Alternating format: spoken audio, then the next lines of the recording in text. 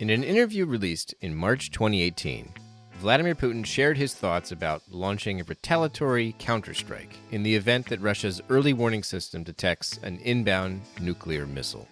Yes, it would be a global catastrophe for humanity, a global catastrophe for the whole world, he said. But still, as a Russian citizen and as the head of the Russian state, I'd want to ask myself the question, what do we want with a world without Russia? Fast forward a few years to just the other week, and now Putin is accusing Washington, London, and Brussels of nuclear blackmail, claiming that high-ranking representatives of leading NATO countries have supposedly made statements about the possibility and admissibility of using weapons of mass destruction, nuclear weapons, against Russia. The president then added, in the event of a threat to the territorial integrity of our country and to defend Russia and our people, we will certainly make use of all weapon systems available to us. This is not a bluff. Just a few hours before I recorded these exact words, Putin announced Russia's annexation of 4 more regions of eastern Ukraine. But the speech was focused mainly on the evils of the West, centuries of European colonialism, decades of U.S. militarism, progressive values that he described as Satanism, and what he called the U.S.-created precedent of twice attacking Japanese cities with nuclear bombs. People are scared, which is of course the whole point of nuclear deterrence and rattling the nuclear saber in the first place. Total strangers are writing to me on social media and asking if I think nuclear war is imminent. They can't focus at work. They're scared for their kids. I'm not an expert in nuclear war, but I know what they mean. It's a question that nags at me too. What if Russia uses nuclear weapons?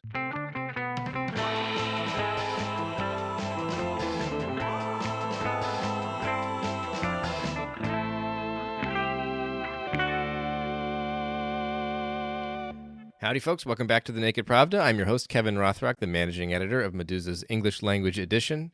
Today, we're continuing the theme of this podcast's 3rd season by addressing another hypothetical, this time a grisly one, a potential Russian nuclear strike.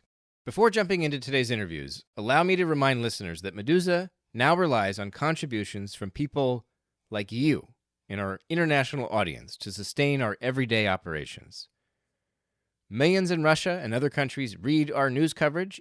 Even though they're now based abroad, our journalists obtain exclusive information about what goes on behind the closed doors of the Russian authorities. Our team delivers Meduza's most important stories in English, and we reach thousands of journalists and professionals all over the world with our special English language newsletter and podcast. So please visit our website to make a one-time or recurring donation and tell your friends and colleagues about our fundraising if you can. Okay, let's get to today's show. Vladimir Putin's decision to mobilize draftees for combat in Ukraine, the president's recent remarks about the precedent set in Hiroshima and Nagasaki, the imminent annexation of 4 regions of eastern Ukraine that aren't even under the Russian military's full control right now, and Putin's vow to defend Russian territorial integrity with nukes. With all this happening, people are worried, considering that the Kremlin has repeatedly described victory in Ukraine as essential to Russia's continued existence. It's hard to imagine a scenario where Moscow's battlefield defeats don't trip one of Putin's red lines. In this nightmare, what kind of escalation is possible, and how soon should we be hugging our kids and unfolding the lawn chairs to await Armageddon on the rooftop or in the backyard? I'm being hyperbolic. I think. That I don't know is pretty frightening, to me at least. So I brought these questions to 2 experts on nuclear weapon strategy and nuclear crises. So Russia, Vladimir Putin, are using nuclear weapons the way they're usually used, which is coercively and as threats. That's Dr. Olga Oliker, the program director for Europe and Central Asia at the International Crisis Group in Brussels. It's very different from using them as actual weapons on the battlefield. The idea is that he's threatening nuclear use in order to deter or compel behavior from adversaries. So if you think about his nuclear threats from back in February, which were, if you get in our way, there will be consequences greater than you have ever imagined. Most people thought that it was a nuclear threat. They also thought it wasn't a credible nuclear threat. So they went ahead and Western states went ahead and supplied weapons and other aid to Ukraine. What has held, though, is this unspoken threat that if there is an actual hot war between Western states and Russia, that comes with a risk of nuclear escalation, which is a terrifying thing. Right. So because of that, we've seen no Russian attacks on NATO territory, the Russian military attacks on NATO territory. There's this Nord Stream pipeline thing, which might or might not be a Russian attack. And we've seen no direct NATO involvement in the war in Ukraine. And that's because both parties are deterred. So, what Moscow is trying to do is play on that fear, right? That what you are risking by continuing to support Ukraine, which Ukraine is risking by continuing to fight, is that very war, that existential war. Mhm. So everything Russia has done to date suggests that they fear that at least as much as anybody else does. But they also want to use that fear that everybody has in order to change the equation. Now, is it going to work? No. Is there a risk they'll actually use nuclear weapons as a result of it? Yes, though I'd say for now it's still fairly small. But in terms of issuing these threats, I mean, I'd say for the most part, it's a sign of weakness, right? If you're issuing nuclear threats that you aren't sure are credible and you have to say, I'm not bluffing, that means you know that people aren't viewing your threats as credible. Yeah. And it means that you don't have a whole lot of other options. What about Putin mentioned territorial integrity as something that could trigger the use of nuclear weapons? Is that in the doctrine? Because I always thought it was about the existence of the state, whereas integrity, especially when you're annexing pieces of a neighboring country, gets a little dicey. Right. So I think there's always been some question about what exactly does Russia mean when it talks about the very existence of the state Yeah. as a reason that, something that would justify the use of nuclear weapons. And the question of whether an attack onto Russian territory, something that would suggest that Russia's borders are about to change in some way, would that qualify as an existential threat? Nobody has answered that question. When Putin had talked about nuclear use prior to February of this year, it was mostly in the context of if there is a strategic nuclear attack from really the United States on Russia, Russia will respond with, what he described as a launch on warning. We'll launch our weapons in response if we have a warning. What he's talking about now is clearly trying to play on the notion that Russia would use nuclear weapons if any of its territory were attacked. Now, look, you can tell a story about how a territorial attack on Russia would lead to this global war, right? That once Yeah. you're in a war where there are territorial attacks on Russia by an adversary that could threaten Russia's deterrent is threatened, Russia's future is threatened, Russia might as well use nuclear weapons then. But it's a story. You've got several steps to get there. That any attack on Russian soil would trigger the use of nuclear weapons. Well, Ukraine has hit Russian soil. So clearly that is not sufficient. But I do think that the idea is to try to set that idea in place to suggest that you're playing with thermonuclear fire here, that Russia would, that we're going to claim this territory as Russian and we would then defend it. But, they also claim Crimea as Russian and Ukraine has struck Crimea. Mhm. So it's not, it's not going to be a threat that everybody looks at and says, oh, wow, this changes everything. Is the Russian military more comfortable with the idea of nuclear war than American military leaders? Like, does Moscow believe that limited nuclear use can occur without uncontrolled escalation? Because a lot of the American, when I think about it, actually, it's like, well, as soon as you fire one, well, then everybody should just say their prayers because the rest are gonna follow. But it sounds like that's potentially not the thinking in Moscow, and whereas maybe it is in Washington. Like, So you're going to come across Russian, American, British, French, all sorts of other countries, scholars and government and former government personnel and military personnel who believe quite firmly that you can control escalation. And I can point you to Americans that make this argument. I can point you to Russians who make this argument. Some of these Americans have served in the Pentagon. So the idea that you can control escalation, that what you will do is you will go one step higher on the escalation ladder or lower, or however you think the ladder works. And the adversary will go, oh, wow, they really are serious. I guess I will back down now. And if both sides think this, of course, this is how you blow up the world. right. But you have people in everywhere that people think about nuclear weapons and escalation. You have people who make the argument that you can control escalation. So you can trace this in Russian writing, you can trace this in US writing.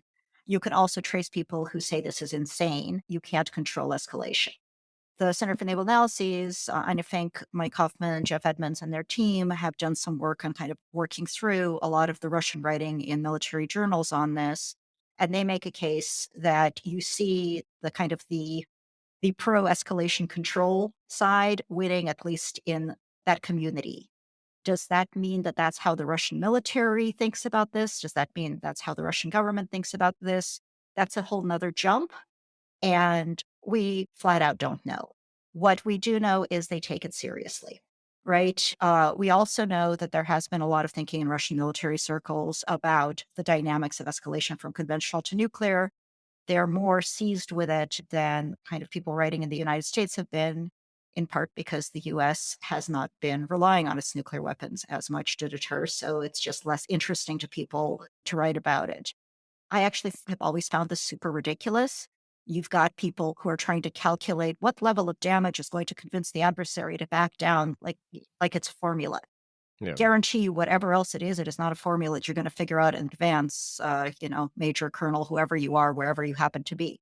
But there are people who are always convinced that this can be done, that this is an equation that can be solved. How much this has actually entered into the way the Russian military plans, I cannot tell you. So again, I can tell you that they take nuclear escalation seriously. I can tell you that from Putin's statements, he always puts an emphasis on the difficulty of controlling escalation. And that's part of the deterrence approach, right? Once this starts, you can't control it. So how about we don't start it and you don't Mhm. do whatever it is we don't want you to do, or you stop doing whatever it is we want you to stop doing. So, in terms of escalation control, the theorists or the military personnel that argue in favor of it, I mean, this is because I think this is a big question that a lot of people have is if it starts, if Moscow uses nuclear weapons preemptively, to manage escalation, not as a response to some American attack or something like that, a nuclear attack, I mean, how would Russia actually go about it? Like, would it be all out? Would they fire everything, or would they drop like a tactical? I mean, this is another question. Like the difference between non-strategic and strategic nuclear weapons, and there's tactical nuclear weapons. Are those just non-strategic? Like, can you explain for people that are genuinely concerned about, like, well, what happens first if they begin this process? Is there a sense of how they might begin? Okay, so do you want the how they might begin, or do you want the tactical versus strategic first? Whatever feels Okay. more natural. So there's no military logic to the use of nuclear weapons. So if Russia's launching a nuclear weapon, it is purely a coercive action to try to convince the adversary to back off. How do you do that? I mean, this is one of the reasons people think it's unlikely they'll do it, because what are you going to do? Are you going to, like, if you hit Ukraine, if you hit a target in Ukraine, the wind is going to blow the radioactivity towards Russia. Aside from everything else that's going to happen, and Belarus, right? Are you going to like hang out there waiting for the wind to be blowing towards Poland and then launch? What if it changes direction? It's hard to predict the wind. The idea is that, you're going for broke. If we've decided that we're going down, so you're going down with us, and we're willing to risk global thermonuclear war, but you still have one chance to back down after we have randomly launched a weapon at something. You'll have people talk about demonstration strikes like EMP bursts or whatever, or something that's in territory that's less populated, more remote. I don't see a lot of that when I read Russians talking about nuclear use, but it's all a giant mystery how you would use it, in part because there's no military logic to it. It's purely coercive. So pick your target. If they really think they're at risk of a full-blown nuclear war with the United States, they might launch their strategic arsenal, but we're a long, long way from that being a real risk. And they're all dirty, is that right, in terms of radioactivity? There's no such thing as a clean nuclear weapon? There is no, if it was clean, it would not be a nuclear weapon. I see. So it sounds like you're not in the school of thought that says that you can do managed escalation. I do not believe that any country currently on this earth Mhm. has the capacity to confidently control escalation, except by arguably by deterring everybody else from doing anything at all. Right. But what we've seen in this war is that you can deter only what your adversary thinks you're being credible about. And it's really hard to demonstrate that you're credible about things that you're not going to do. It's hard enough to demonstrate you're credible about things that you are going to do, right? So I think the great deterrence failure of this escalation since February was that Western states told Russia there would be huge sanctions if they launched a full scale invasion of Ukraine. And Russia seemed to have taken that threat about the same way that Western states took the threat of consequences such as you have never imagined. They didn't take it that seriously. Now, maybe if they had understood that those sanctions would in fact be imposed, they would have stood down. Maybe they wouldn't have.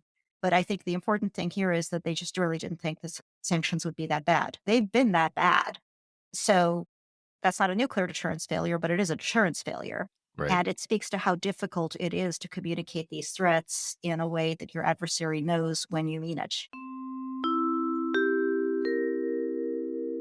Every time Vladimir Putin mentions nuclear weapons, we're left wondering if Russia's nuclear doctrine has changed. Has the threshold for resorting to these horrible weapons shifted?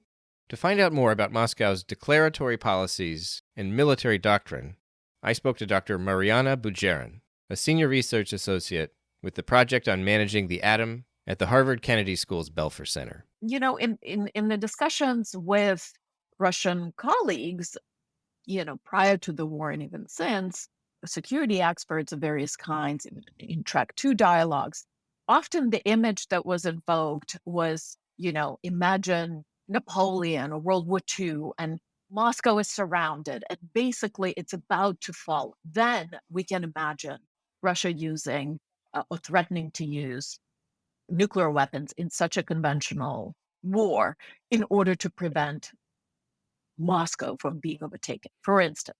But to threaten the use of nuclear weapons to protect territorial integrity, freedom and independence of the Russian people, that will now allegedly be considered by Russia to include these illegally annexed territories of Ukraine, that goes well beyond what we understood the Russian doctrine would be. And many of us have said, well, Russia knowing the doctrine is very well, but do we have any confidence that Russian leaders would actually go by the doctrine? Military doctrine does not, as far as I know, does not include a war of aggression against a neighboring state, and that has been broken. So I think we have seen a significant nuclear escalation or escalation nuclear rhetoric. I, for one, I am more worried. I'm a lot more worried now than before September 21st or before the early September when Ukrainians launched the counteroffensive about a tactical nuclear use in Ukraine. So you said a tactical nuclear use. This is obviously a big question of exactly how Russia would use nuclear weapons if they decided to, and I wanted to ask you about what we expect in terms of Russian escalation management. I'm throwing around terms here that I've just become recently aware of. So if I'm misusing them, I apologize. But this gets to the difference between strategic and non-strategic, and whether is tactical the same as non-strategic. Can you explain? I guess the basic question here is, how would this presumably begin? Part of me is like, well, as soon as you start a nuclear war, it's just every missile launched, and I'm getting like Hollywood pictures of like the rockets crossing over the Atlantic or something like this. But how do you theorize something like this would get started? So it is true that normally in the nuclear world and the world of nuclear weapons, we differentiate between strategic nuclear weapons and non-strategic nuclear weapons. And normally strategic, the notion of strategic is basically those capable of reaching the homeland of your main sort of nuclear adversary. So back in the day between the Soviet Union and the United States, it was really the strategic triad, the intercontinental ballistic missiles, right? The ranges of like 10, 15,000 kilometers. It's the strategic bombers that are capable of these long flights, often involving refueling, things like that. And it's the subs, right, that have these sea-launched ballistic missiles. And again, that force presumably is there to do just one thing, to deter, right? Because the fighting of a war with those kind of forces, and often these missiles are tipped with incredible amount of nuclear megatonnage. Often they have more than one warhead. ICBMs, the SS-18s have 10 or 12 warheads on one missile. When you talk about multiple warheads, I mean, I know that this is old stuff, but like they go up into space and orbit a bit, and then they drop they Yeah, sort so of. basically the missile launches all in one piece, right? It kind of orbits the Earth as a kind of satellite would, as it were, and then comes on this ballistic trajectory. And when it comes back down, this is my understanding, of course, which might not be exactly right, that this kind of the head part of it, the part containing warheads, kind of opens up and splits, and each one of the warheads are independently targeted. So they can each, they don't just like rain wherever. They each have specific targets programmed into them, and they can each reach those targets or intended to reach So the there's target. like missiles within missiles. Exactly. So the big ICBM is just a delivery system. It's Right. there to propel and push all of this, payload closer to the enemy's or the adversary's territory. And then from there Right. on, you have these independently targeted warheads. Now, because launching that kind of megatonnage is really that's kind of the scenarios of nuclear Armageddon. The understanding was that they're there only to threaten the adversary with a retaliatory strike, so that adversary would not ever think of going first. And that's your basic concept of nuclear deterrence. The paradoxical thing about the strategic forces is they're there in order to never be used. Right. They're not usable in the military sense. They're only there to prevent the other side from using their capability. And that relationship emerged when, US lost its nuclear monopoly, the Soviet Union, then others developed. And if there's more than one nuclear state, then in order for there to not be a nuclear war, they have to do this kind of paradox. And it is, whether we choose to believe that that's how it might work is a different thing. But that's kind of in theory what these strategic forces are meant to be. But of course, you have to appear as if like you're credible, right? As if Yeah. you really, when the push comes to shove, really would press that button, the Right. proverbial button. And that's kind of a hard thing to do with strategic. Now, the non-strategic ones, they were developed, they're smaller, lower yield. They are sort of more, as it were, comparable to more powerful conventional weapons. They're shorter ranges, so they call them tactical, even battlefield, because both through the 60s and 70s, both NATO and the Soviet Union developed a bunch of these nuclear weapons, artillery shells, short range ballistic missiles, even nuclear mines. I mean, things like, weaponry to use on the battlefield. Right. And there were operational plans for doing that, on both sides. Because, on the NATO side, it was understood that the Soviet Union has such a powerful conventional military that if Russian tanks started rolling across the Fulda Gap in Germany, NATO couldn't contain them. So it would have had to use some kind of nuclear munition to fight that back. Have turned, I guess. Now it's Russia that fears conventional. So, in the West, that there are maybe 200 or so tactical, basically nuclear weapons or nuclear weapons deployed on the NATO side, US nuclear weapons deployed in Europe. But Russia on its own territory has close to 2,000 of these tactical nuclear weapons. Allegedly, they're non-deployed. So they're in what is called central storage facilities. And central here really means that it's not in the custody of the units that might use them, but in the custody of the Ministry of Defense. So that's all it means. It doesn't mean that it's somewhere in the center geographically. They're in these so-called object as storage facilities. And one of them is, for instance, in Belgorod, which is, only 30 miles from the Ukrainian border. And Ukraine, getting shelled occasionally. Yeah. yeah, I mean, when Ukraine inherited, a bunch of both tactical and strategic nuclear weapons after the collapse of the Soviet Union, Ukraine had at least 3 of these object as storage facilities where, you would drive these warheads, nuclear warheads, store them there, and then the 12th GUMO, the main directorate 12th Main Directorate of the Ministry of Defense would sort of pick them up, and they would be in their custody, and they would transport them to wherever they needed to be.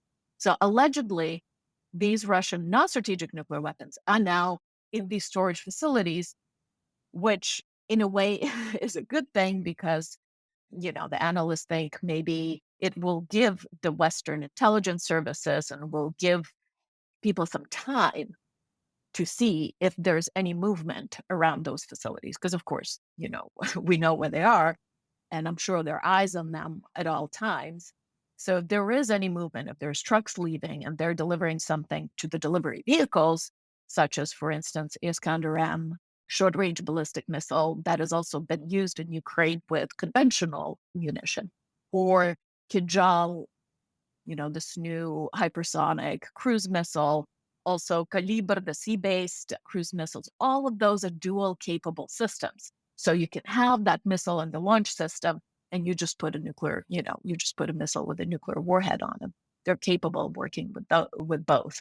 So that's kind of the danger of, those delivery vehicles already there, those delivery systems. They're already working to deliver, to target Ukrainian facilities. It's just a matter of getting the nuclear warhead to them.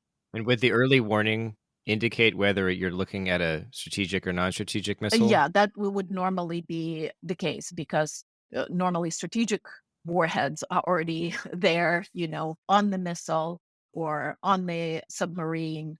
They're kind of mated and kept together for the most part, but not for tactical nuclear weapons. So there would be some warning, I don't know, hours, days. Right. I'm not quite sure.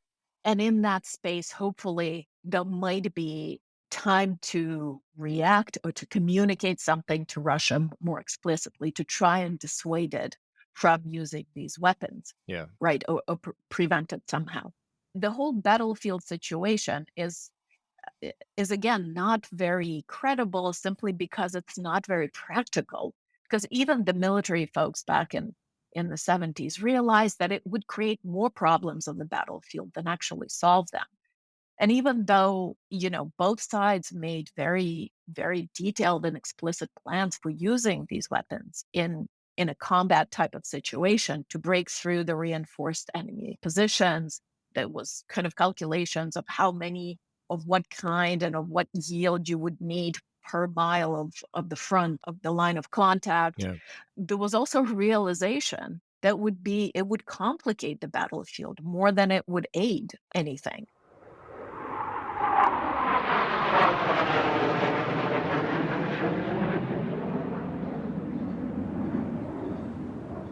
One of the things that strikes me about Russian rhetoric, both from government officials and just from in sort of think tanks in Moscow and so on, anybody commenting, foreign policy experts and so on, at the center of a lot of their arguments seems to be the faith or the confidence that Russia has more at stake here, and therefore victory is inevitable because they can simply escalate the risk beyond what U.S. interests are at stake. And so that gives confidence that it's just a matter of time. I think maybe there's a shift in the Western perception now that Ukraine, qua Ukraine, as just a country, might not be of such huge strategic importance. But to allow something like that to take place on Ukrainian territory and not do anything about it puts the entire kind of credibility of Western international order, of the kind of rules that we put in place, their validity, right? Are we willing to put our money where our mouth has been since 1945? So I think that's a real kind of test for how much of that was a hypocrisy and how much you really are willing to stand up for something. Because it's a very clearly a just war for Ukrainians, right? It's a war of defense. They're being invaded for no good reason at all, under all sorts of false pretenses. And I think in this sense, also because Ukrainians have surprised so many in the West with, a capable defense in their own right, clearly with Western arms, clearly with Western intelligence, but they're proving actually that they're not the ramshackle military that they were back in 2014. And they're proving that they could also be a security asset for the West, right? No other country has fought Russia, and here Ukrainians are doing that. So I think there is there's perhaps, a lot will ride on how this will end. But I think there's definitely a shift in Western perception, and also the danger of leaving kind of these really important chunks Right. in this tense security situation, leaving these vacuums, because something will move in. If Russia does use, let's say, a tactical nuclear weapon, and let's assume that it's on Ukrainian soil. I mean, I suppose they could also, do it over the North Pole or something. But if we assume they use it against Ukrainian targets, because that seems to be the most likely of the horrible scenarios, I suppose, in terms of the threats, what do you expect the NATO response to be? Obviously, they have options, but what would you anticipate? So on the Russian side, as you say, it could be a demonstration shot, say, over the Black Sea for kind of the psychological effect rather than the actual military effect.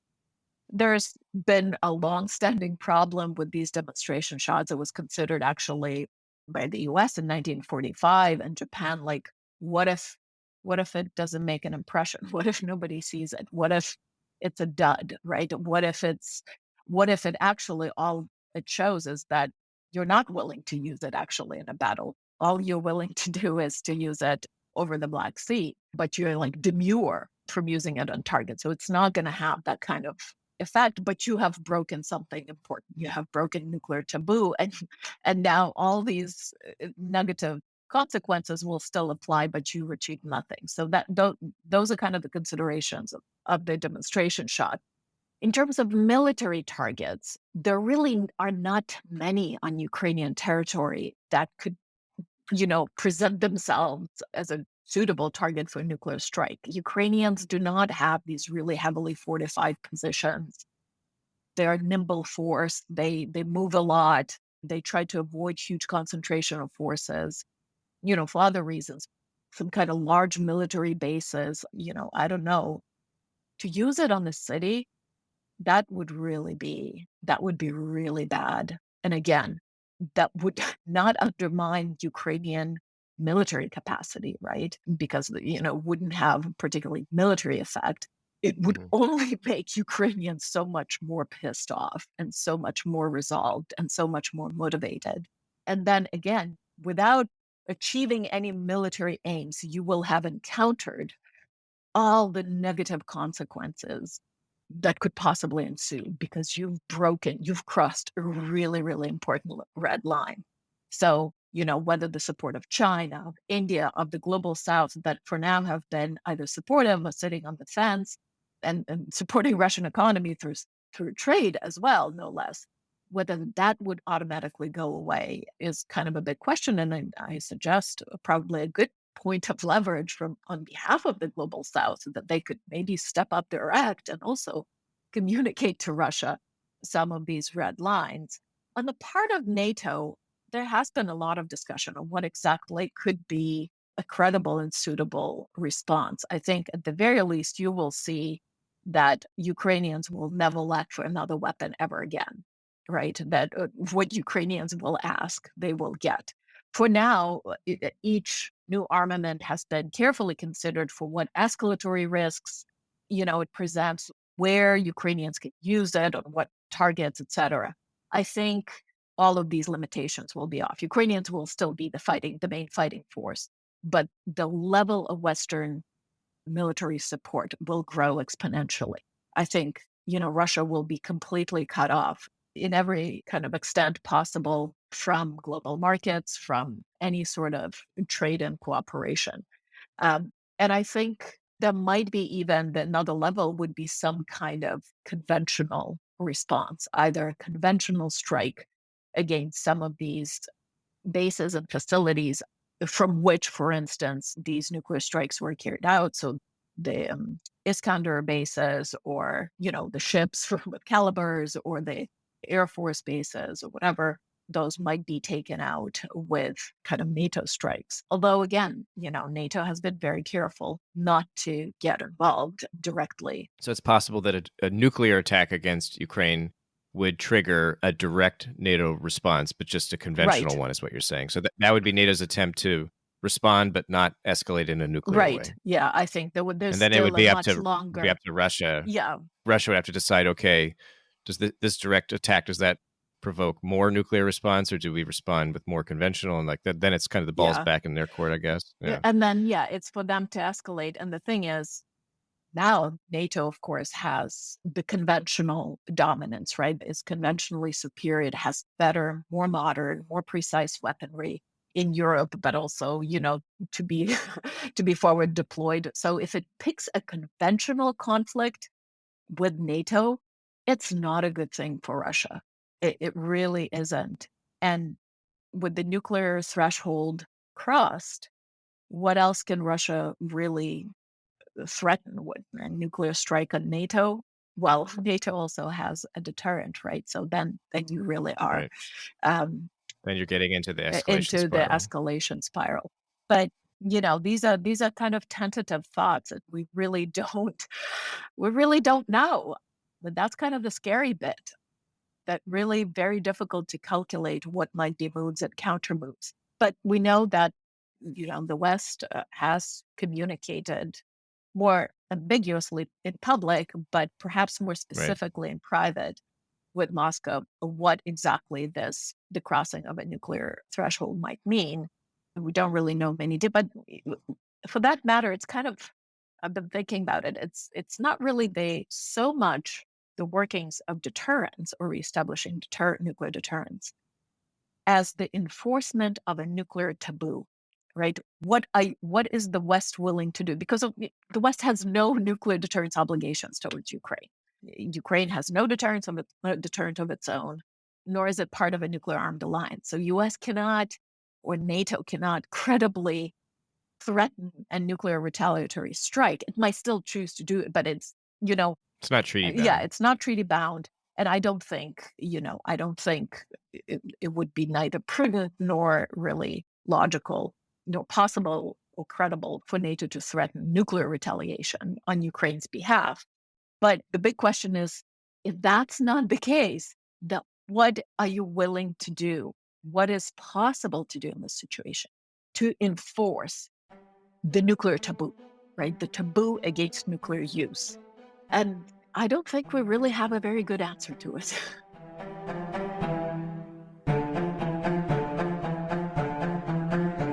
One of the advantages that it seems Russian columnists, or maybe this is true for politicians and military experts as well, but they believe that they have the advantage because they are dealing with existential threats. I mean, that's how they present it. I don't know to what degree we view that as credible, because as you've said, there have been attacks on Russian soil and on annexed Russian soil, and those will presumably escalate now that they're claiming more disputed territory.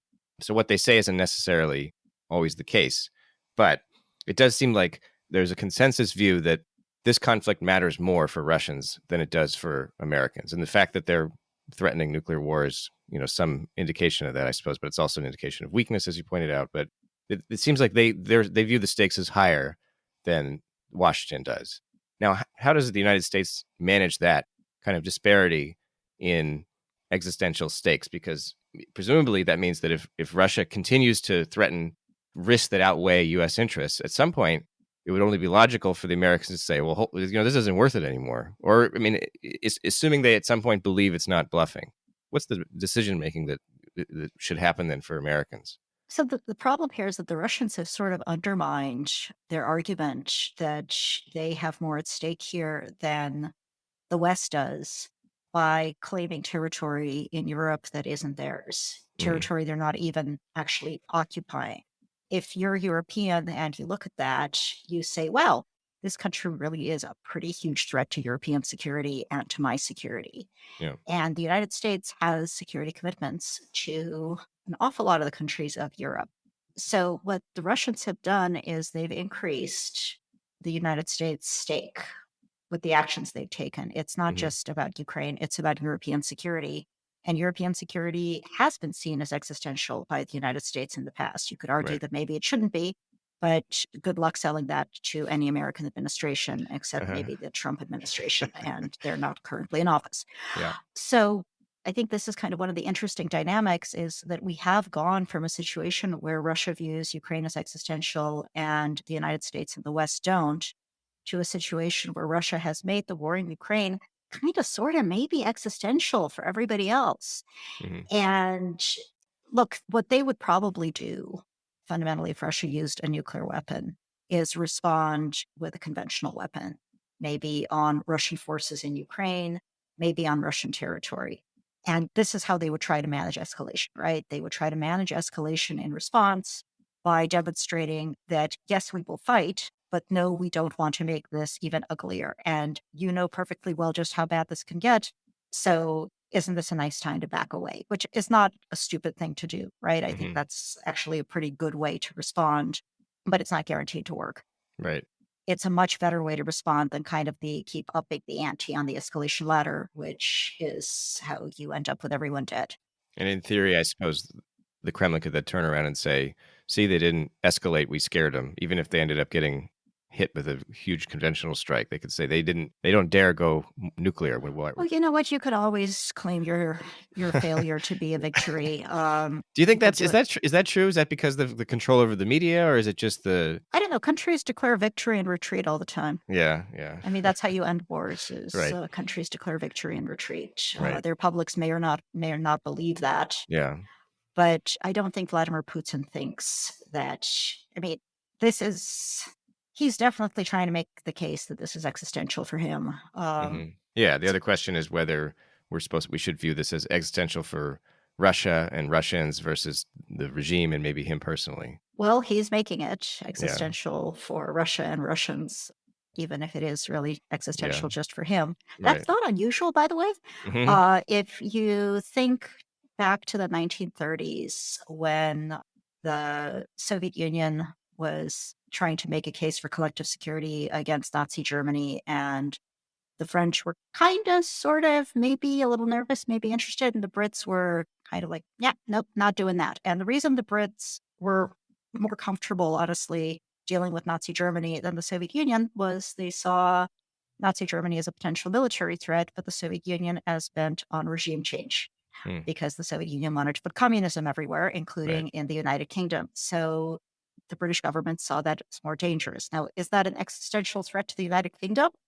Um, they thought so, and for that reason, they saw the Soviet Union as more dangerous than Nazi Germany. Right. So it's not unusual to view the threat of regime change as an existential threat.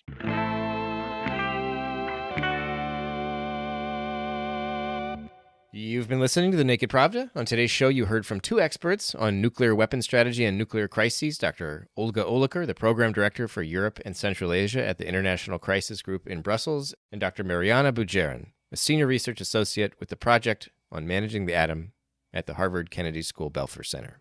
Thanks for tuning in. On future episodes of the show, we'll be discussing the impact of sanctions on Russian commercial aviation, the future of Chechnya's dictatorship, the potential impact of a Taiwan crisis on the war in Ukraine, and much, much more. Thank you, and see you next week.